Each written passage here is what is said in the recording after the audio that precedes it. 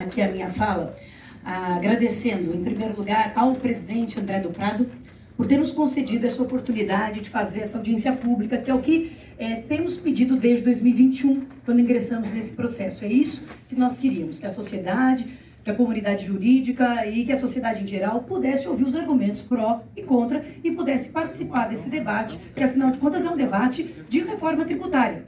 Nós todos estamos aí embrenhados nessa reforma tributária, fizemos inclusive no âmbito da própria ordem uma audiência pública para debater reforma tributária. Não se cogitaria fazer uma reforma tributária sem ouvir a sociedade, sem um amplo debate, que é o que está acontecendo agora em Brasília. Então, no nosso âmbito aqui estadual, este é um projeto de aumento de carga tributária, né? Taxas são hipótese de tributo e, portanto, nada mais justo do que debatermos, né? Um projeto como esse não pode passar a revelia da opinião pública e do debate público. Então, fico muito feliz e quero cumprimentar aqui ao presidente André do Prado, quero cumprimentar ao deputado Dr. Gilmaci, aqui pela gentileza na condução desse trabalho, quero cumprimentar ao Tribunal de Justiça, na pessoa do Dr. Ricardo, da doutora Vanessa, que levem nossos cumprimentos da ordem ao Dr. Anaf também. Quero cumprimentar, claro, toda a advocacia que aqui vem em peso. Então, como o tempo é curto, eu acho que vou ser objetiva aqui. O projeto, eu queria que a gente fosse passando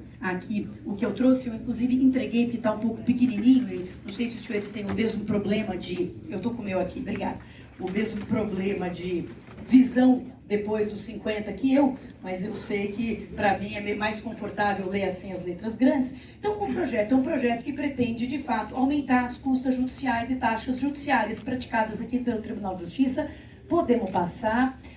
Isso, então, é um aumento de custas e basicamente se argumenta que São Paulo é um tribunal, um dos tribunais mais baratos da federação, que exige atualização e é também, isso foi colocado na justificativa do projeto, que seria um meio de coibir uma litigância temerária, uma litigância abusiva, ou seja, de impedir que lides vão ao tribunal, enfim, em demasia. Então vamos passar para o próximo, por favor. O doutor Ricardo falou aqui de 3 impactos, eu queria destacar, na verdade, 5 impactos que nós vemos, né? O primeiro aqui impacto é o impacto realmente no aumento das alíquotas, o aumento da alíquota das custas iniciais, que vai de 1 para 1,5%, portanto, um aumento de 50%. Um aumento na alíquota da execução de título extrajudicial, que passa a ser de 2% e pagos antecipadamente. Essa que é uma das coisas importantes aqui para nós, doutor Ricardo, bastante importantes, essa questão do pagamento antecipado. E o cumprimento de sentença, que era pago só ao final, agora passa a ser pago também com uma alíquota de 2% antecipadamente, ou seja, recaindo todo o ônus desse pagamento sobre o credor, aquele que ganhou. Então, os senhores imaginem que a pessoa entrou na justiça, ganhou a causa e agora, para cumprir a sentença, sem saber se ela vai realmente conseguir obter aquilo, né, sem saber o que vai acontecer no futuro, a nossa taxa de recuperabilidade em execução é de 14%, então ela tem uma possibilidade de mais de 85% de ficar a ver navios. O sistema não é eficiente, não estou aqui culpando o Tribunal de Justiça, mas o sistema de execução não tem se mostrado um sistema eficiente, e se nós estamos falando de taxa, nós estamos falando da contraprestação por um serviço, e esse serviço tem que ser eficiente. Então, nós estamos falando de um serviço que não se mostra eficiente, eu tenho que pagar antecipadamente a taxa de 2%. Podemos passar. O segundo impacto é justamente esse recolhimento antecipado, né? Isso nos afeta muito, isso pode, de fato, virar um grande problema de acesso à justiça. Hoje, eu, para ingresso, pago 1%, e em caso, né, de êxito, o devedor paga 1%, e agora, a partir do projeto de lei, o credor vai pagar tudo logo no comecinho, né? Acho que eu coloquei aqui isso. Exatamente. Vai pagar tudo para ingresso já no cumprimento, tanto na ação de execução de título extrajudicial, quanto no cumprimento de sentença. Podemos passar para o próximo. O agravo, como foi dito, sobe de 10 para 15 UFESPs, ou seja, uma subida também de 50%. Então, quando nós falamos que essa elevação ela está indo de 50% a 100%, isso é verdadeiro, isso está aí nos números, né? Podemos passar. A atualização do valor da causa, né? O parágrafo 12 do artigo 4º fala que o valor da causa para fins de cálculo de taxa judiciária, em qualquer fase do processo, deverá sempre atualizado monetariamente. Então, quer dizer que se eu paguei 2% ali, 1,5% para entrar com a ação há 10 anos atrás, foi 1% daquele valor, mas agora para apelar os 4% serão sobre um valor atualizado, isso também vai ter um impacto, e próximo impacto, o aumento de roles, o aumento do rol de serviços que estão excluídos das custas iniciais e as custas por processo. Então, quando se fala, doutor Ricardo, que as nossas custas iniciais são baratas, é porque em outros estados as custas já incluem uma série de taxas e serviços que já estão embutidos ali naquele valor e que aqui são todos, para que a população aqui me compreenda, tudo é pago por fora. As custas iniciais são, de fato, só para propor, para movimentar, para citação, para intimação, tudo vai sendo acrescentado, isso vai ter um impacto importante.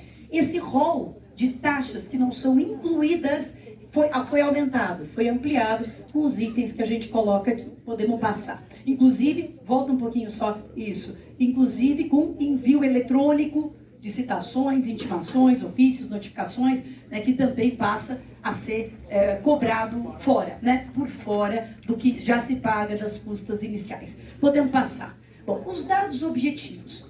Eu estou tirando todos esses dados de um estudo feito pelo CNJ em 2019, portanto são dados desatualizados, um estudo que é citado, inclusive, reiteradamente na própria justificativa do projeto.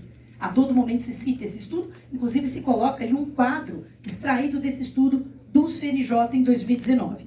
Então, tudo que está aqui, né, não somos nós que criamos essas estatísticas, nem teríamos como, não temos acesso aos dados para isso, mas o CNJ é que disse. Então, ele fala o seguinte, ó, São Paulo tem um dos maiores valores de custas processuais. E aqui tem um quadro, deixa eu tentar me mover para cá, aqui tem um quadro das custas judiciárias e taxas mínimas. E a nossa posição é essa aqui. Ela não é nem de longe uma das mais baratas, ela está entre as mais caras. E por quê? Porque, mais uma vez, o que o CNJ está considerando aqui, o que é verdadeiro, não é só 1%. É 1% e tudo que você precisa pagar para começar a movimentar o processo. E isso tudo somado não dá uma das taxas mais baratas, dá uma das caras, uma das mais caras. Vamos para o próximo quadro. Valores das custas iniciais e das taxas judiciárias máximas. E aí nós estamos aqui. Só perdemos para o Tribunal de Justiça de Goiás. Esse é o cenário, essa é a colocação de São Paulo no valor das taxas judiciárias máximas, sem considerar, né, que o nosso teto de R$102 mil, né, das 3 mil UFESPs, nos coloca também em segundo lugar do teto mais caro do Brasil. Podemos passar. Então, olha só, isso é uma planilha feita pelo CNJ falando sobre custas estimadas em uma ação judicial. Porque quando se estima as custas, não é só a custa inicial, é tudo que eu tenho que pagar para movimentar o processo. Não adianta eu entrar com o processo, não conseguir citar, não conseguir intimar, não conseguir fazer um edital. Então vejam a nossa colocação de São Paulo em processos acima de 1 milhão. Em processos acima de 1 milhão, o Tribunal de Justiça o Tribunal de São Paulo é o mais caro do Brasil. Porque aqui não se está considerando apenas 1%. 1% de 1 milhão, todos sabemos que é 10 mil. Mas não se está considerando só isso. Está se considerando o que custa para movimentar a máquina do judiciário durante o processo.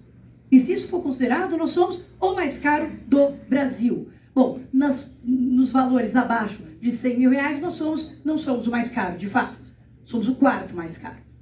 Somos o quarto mais caro do Brasil. Podemos passar, por favor. O valor das custas recursais máximas, incluindo os depósitos. Não sei se os senhores estão vendo, São Paulo está aqui, nesta colocação. Eu insisto, são dados do CNJ. Então, nós estamos aqui campeoníssimos de audiência. Então, esse argumento, além de ser um argumento que eu, honestamente, tenho problemas, né? Porque acho que se um serviço é barato, o fato de ser barato não deve ser uma justificativa para que ele seja encarecido, né? Ninguém diz, olha, estamos pagando pouco, então vamos pagar mais só porque, enfim, por qualquer razão que eu não compreendo. Mas, além disso, não nos parece verdade que o nosso serviço seja o mais barato do Brasil. Podemos passar para a próxima. São Paulo é uma das 3 maiores arrecadações do Brasil, proporcionalmente ao número de processos. Evidente que é a maior arrecadação do Brasil em termos absolutos, nós temos 47% da arrecadação, mas proporcionalmente ao número de processo, nós somos uma das entidades que mais arrecada por número de processo.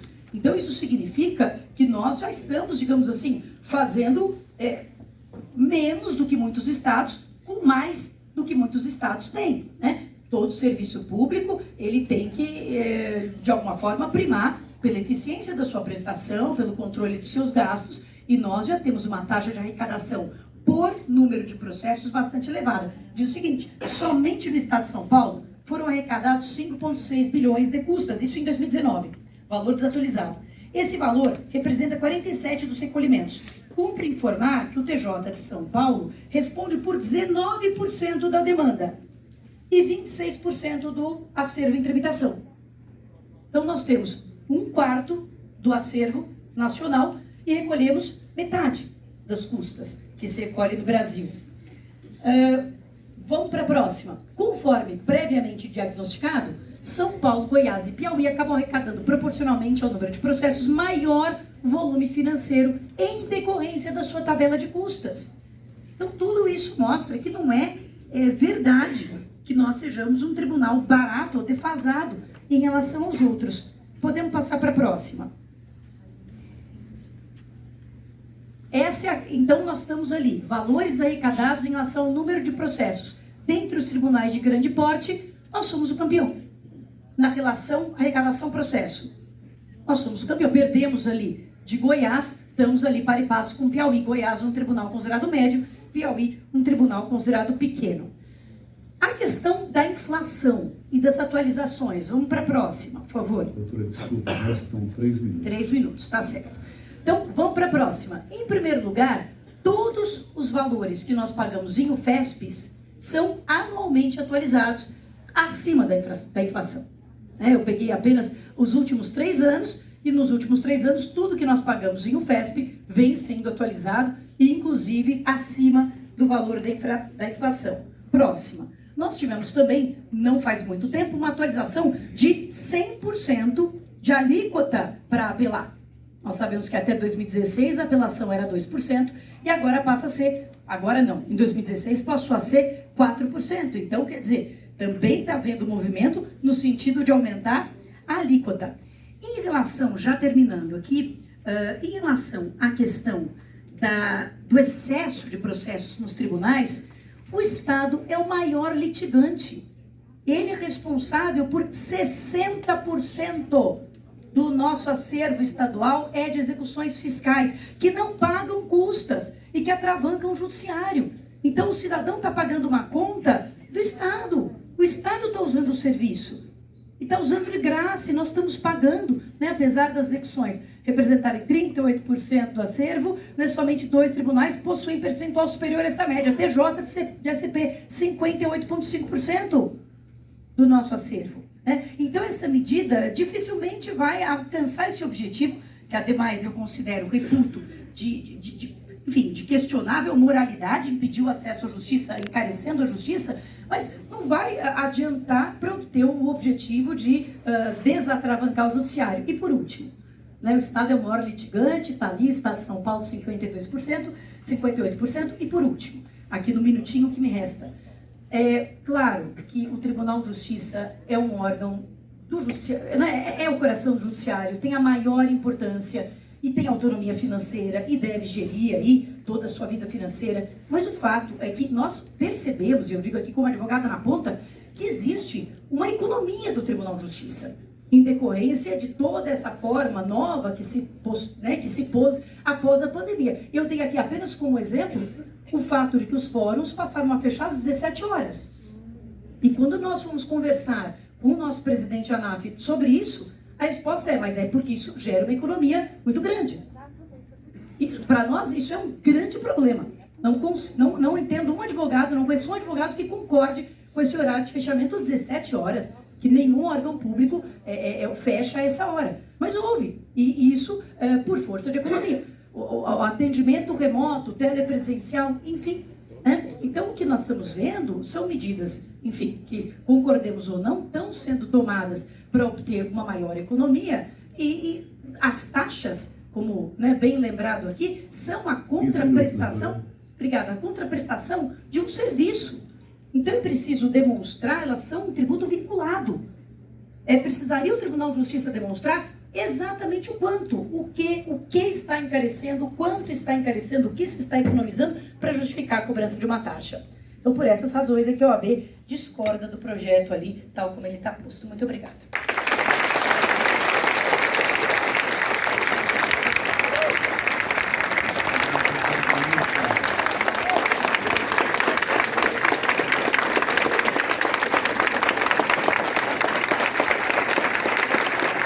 Bom dia. Então, bom dia, nobre colega, nós presidente. temos aí que a justificativa para esse projeto de lei é só para encarecer as custas judiciais. E isso afeta você também, filiado ao Sindicop, porque as custas judiciais, elas ficariam caríssimas e tanto os recursos como até subir para o STF, encarece todas as despesas, todas as custas e até, no caso, cria-se descontos a mais para que você tenha acesso à justiça. A gratuidade também seria afetada também. Ela não deixa de ser aplicada porque os juízes, vendo o aumento da custa, eles começam também a negar. Então, essa é uma reportagem exclusiva que o Sindicop está fazendo e acompanhe esse desenrolar e nós vamos também lutar para que esse projeto de lei não passe aqui na Assembleia Legislativa.